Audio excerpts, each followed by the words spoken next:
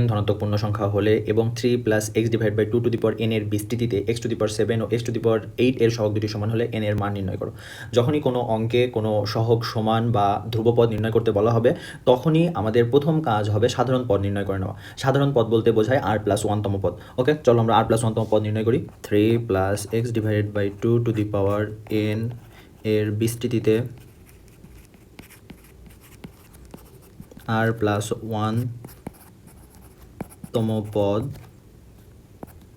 tr+1 equal ncr 3 to the power n minus r and x divided by 2 to the power r. Okay, then ncr 3 to the power n minus r 2 to the power minus r to নিচে আছে x to the power r। আমরা এখানে x to the power r পাইলাম। এই r এর জায়গায় আমরা 7 আর 8 বসাইলেই কি পাবো? x to the power 7 এর সহগ এবং x to the power 8 এর সহগ। ওকে, x to the power 7 এর সহগ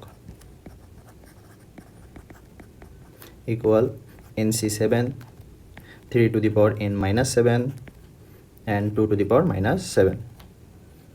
x to the power 8 এর সহগ equal nc8 3 to the power n minus 8 2 to the power minus 8। তাহলে শর্ত মতে nc7 3 to the power n minus 7 2 to the power minus 7 equal nc8 3 to the power n minus 8 2 to the power minus 8। nc7 is equal n factorial divided by 7 factorial n minus 7 factorial। এখানে 3 into 2 equal n factorial divided by 8 factorial n minus 8 factorial। এখানে কেন 3 কেন 2 রইল? এই যে এখানে একটা 3 বেশি আছে, এটা 2 বেশি আছে, কারণ কি এখানে n minus 8 and এখানে n minus 7 আর এখানে 2 to the power minus 8 এখানে 2 to the power minus 7।